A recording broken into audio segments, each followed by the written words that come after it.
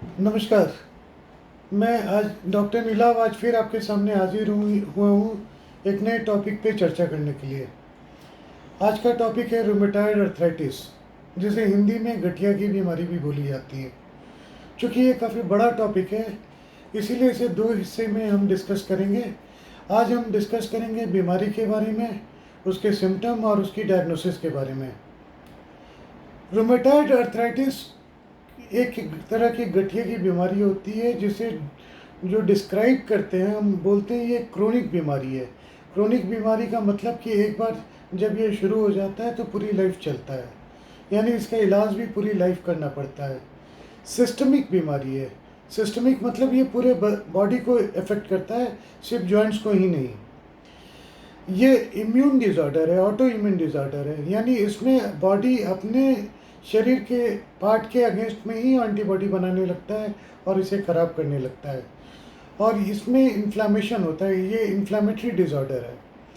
Osteoarthritis एक दूसरा arthritis है जो नॉन इन्फ्लामेटरी होता है, जबकि रूमेटॉइड अर्थराइटिस इन्फ्लामेटरी अर्थराइटिस होता है। इस बीमारी को समझने के पहले ये समझना पड़ेगा कि ये इम्यूनिटी क्या होती है। कई सेल्स इम्यूनिटी के काम में आते हैं। इसमें बॉडी अपने रक्षा के लिए जो फौज रखती है, एक तो पैदल फोर्स रखती है जो इन्फेंट्री बोली जाती है, उसमें न्यूट्रोफिल्स आते हैं, टी लिम्फोसाइट्स आते हैं, मैक्रोफेजेज आते हैं, मोनोसाइट्स आते हैं, और दूसरी मिसाइल फोर्स होती है जो दूर से ही वार करती है एंटीबॉडीज़ बना के, वो बीटा लिम्फोसाइट्स कहे जाते हैं। तो ये बॉडी का इम्यून सिस्टम हो गया।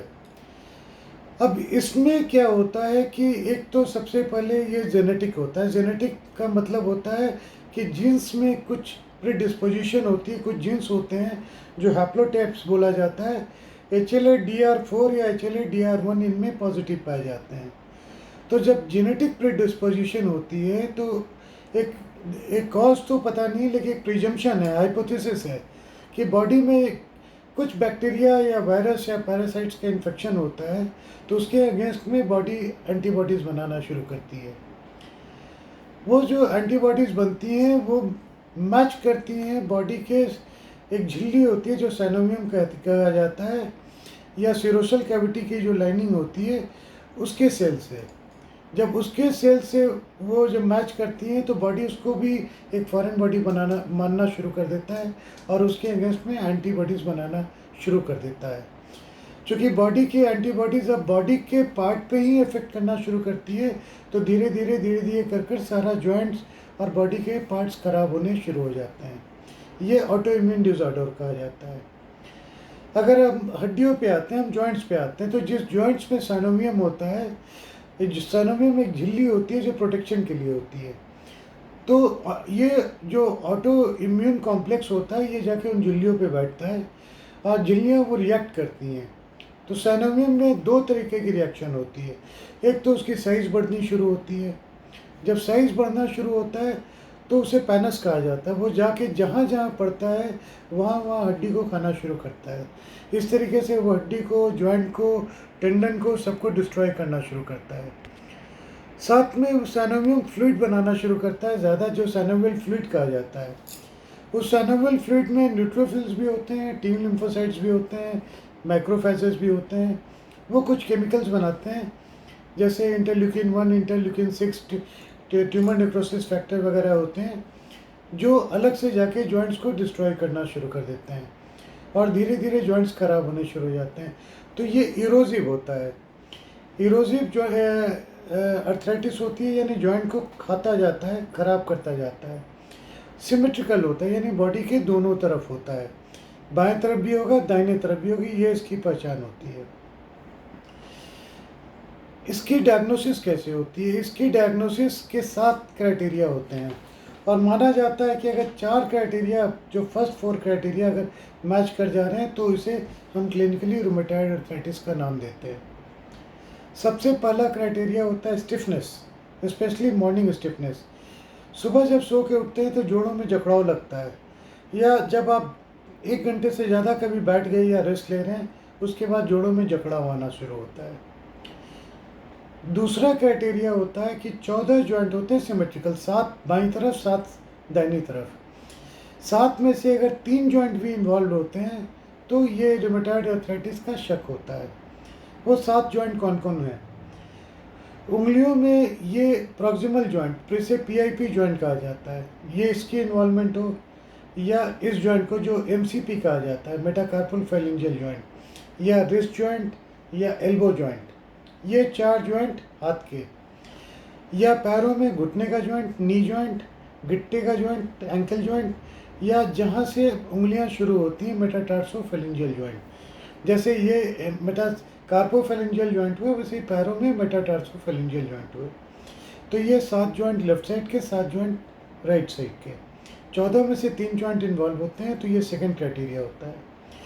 तीसरा क्राइटेरिया होता है कि अगर हाथों में आर्थराइटिस की शुरुआत हो, जिसमें ये एमसीपी पीआईपी जॉइंट आ गया, एमसीपी जॉइंट आ गया, रिस्ट आ गया, एल्बो हो गया, दोनों साइड हो, सिमेट्रिकल हो, बराबर हो, तो ये एक तीसरा क्राइटेरिया होता है कि अगर हाथों में स्वेलिंग आ रही है, पेन आ रहा है और दर्द हो रही है, तो अगर दोनों साइड में हो रहा है, तो ये तीसरा क्राइटेरिया है। चौथा क्राइटेरिया होता है कि जब हाथों में या पैरों में एक साथ दोनों तरफ आर्थराइटिस की शुरुआत हो, जिसमें पेन और स्वेलिंग आनी शुरू हो जाए। उसके अलावा इसमें कई बार स्किन के नीचे नोड्यूल, गांठें आती हैं, गांठें जगह जगह गांठें बन जाती हैं, जिसे सबक्यूटेनियस रूमेटॉइड नोड्यूल्स कहा जाता है। छठा क्राइटेरिया होता है, ब्लड में एक फैक्टर होता है, रूमेटॉइड फैक्टर कहा जाता है। अगर आपके ब्लड में वो पॉजिटिव है तो एक क्राइटेरिया ये होता है। सातवां एक्सरे का क्राइटेरिया होता है कि जब हम एक्सरे करवाते हैं और उसमें हमें जॉइंट के चारों तरफ हड्डियाँ की कमज़ोरी, जो ऑस्टियोपोरोसिस कही जाती है, वो दिखे या इरोजन दिखे। तो इस 7 क्राइटेरिया में अगर 4 क्राइटेरिया प्रेजेंट हैं तो हम इसे रूमेटॉइड आर्थराइटिस कहते हैं। ये तो हो गया जॉइंट के इन्वॉल्वमेंट। जॉइंट के इन्वॉल्वमेंट के अलावा भी एक्स्ट्रा आर्टिकुलर इन्वॉल्वमेंट भी होती है, जैसे कि एक तो मैंने बताया कि आपको गांठें बननी शुरू होती है। इसके अलावा जॉइंट नर्व्स भी अफेक्टेड हो जाते हैं कई बार, जैसे यहाँ पे अनल नर्व, चूँकि साइनोवियम होती है, वो इन्फ्लेम करती है, तो यहाँ पे नर्व को प्रेस कर देती है, तो अल्नर नर्व की न्यूरोपैथी शुरू हो जाती है। या रिस्ट जॉइंट पे हो तो यहाँ मीडियन नर्व है, ये प्रेस होना शुरू हो जाता है, इसकी वजह से कार्पल टनल सिंड्रोम शुरू हो गया। वैसे ही पैरों की जो नर्व होती है, वो पोस्टीरियर टिबियल नर्व, कई बार वो इफेक्ट हो जाती है। लंग्स जो होता है, लंग्स के बाहर भी एक कवर होता है जिसे हम प्लूरा कहते हैं, कई बार उसकी भी इन्वॉल्वमेंट हो जाती है, जिसकी वजह से लंग्स में पानी बनना शुरू हो जाता है।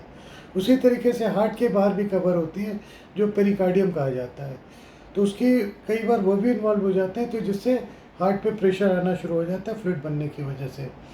वैसे ही आँखों की इन्वॉल्वमेंट वो भी हो जाता है। तो ये सारी चीज़ें हैं जो प्रॉब्लम करती हैं। कई बार लेट कंडीशन में, चूँकि हाथ पैर में टेढ़ापन आना शुरू होता है, चूँकि टेंडन्स इन्वॉल्व होते हैं, तो ये जो टेंडन यानी मसल जो हैं, ये टूटने शुरू हो जाते हैं अपनी जगह पे। तो ग्रेजुअली हर इंसान जो है ये क्रिपल्ड होता जाता है। जो डिफॉर्मिटी हाथ में होती है, इसे स्वैन नेक डिफॉर्मिटी या बुटोनियस डिफॉर्मिटी कही जाती है। ये तो हो गए इस रोग के सिम्टम। अब इसकी डायग्नोसिस कैसे होती है? डायग्नोसिस, जैसा कि मैंने पहले ही बताया कि इसकी डायग्नोसिस क्लिनिकल होती है कि 7 में से 4 क्राइटेरिया हो तो हम रूमेटॉइड आर्थराइटिस कहते हैं। उसके अलावा रूमेटॉइड फैक्टर एक होता है, 2 तरह की एंटीबॉडीज़ बनाती है बीटा लिम्फोसाइट्स। एक इमीडिएट जो है वो आईजीएम बनाती है, और जो लंबे समय के लिए बनाती है वो आईजीजी कही जाती है। तो इसमें जो रूमेटॉइड फैक्टर होता है, ये आईजीएम ग्रुप का एक एंटीबॉडी होता है, जो आईजीजी ग्रुप के एक फ्रैक्शन, एफसी फ्रैक्शन कहा जाता है, उसके अगेंस्ट में तैयार होता है, जो 75 to 80% केसेस में रूमेटॉइड फैक्टर पॉजिटिव होता है। इसके अलावा एंटी-सीसीपी एक होता है, वो कई बार कंडीशन में पॉजिटिव होता है। एनीमिया होता है, ब्लड की कमी होती है पेशेंट में, ईएसआर बड़ा होता है, सी रिएक्टिव प्रोटीन बड़े होते हैं, एंटी न्यूक्लियर एंटीबॉडीज़ कई बार इसमें पॉजिटिव होते हैं। जब आप एक्सरे करवाते हैं तो एक्सरे में टिपिकल चेंजेस आते हैं रूमेटॉइड आर्थराइटिस के। इनिशियल स्टेज में सॉफ्ट टिश्यू की स्वेलिंग आती है, जॉइंट्स के चारों तरफ हड्डियाँ कमज़ोर नज़र आती हैं, फिर जॉइंट्स में मार्जिनल इरोजन शुरू होता है। अगर लेट आना शुरू होता है, लेट पेशेंट प्रेजेंट करता है, तो जॉइंट स्पेस कम होना शुरू हो जाता है। वो नैरो होना शुरू हो जाता है और ग्रेजुअली बाद में डिफॉर्मिटीज शुरू हो जाती है। तो ये तो हुआ, ये यूजुअली फीमेल्स में कॉमनली पाया जाता है, या तो सेकंड डिकेड में या सिक्स डिकेड में ये प्रेजेंट करता है। लेकिन सिक्स डिकेड के बाद यानी 60s के बाद ये मेल्स में भी उतना ही कॉमन होता है जितना फीमेल्स में होता है। कई बार ये बच्चों में आता है, जो जुवेनाइल रूमेटॉइड आर्थराइटिस कहा जाता है, वो काफ़ी यंग एज में बच्चों में आ जाता है, 7-8 साल की एज में आना शुरू होता है। और कॉमनली बच्चे प्रेजेंट करते हैं कि दोनों घुटने में उनके स्वेलिंग आती है। तो ये आज हमने डिस्कस किया इसकी डायग्नोसिस की, इसके क्लिनिकल फीचर की, और ये बीमारी क्या होती है, कैसे होती है। अगले वीडियो में हम दोबारा मिलेंगे और हम इसके ट्रीटमेंट पे चर्चा करेंगे। आज के लिए बस इतना ही। नमस्कार।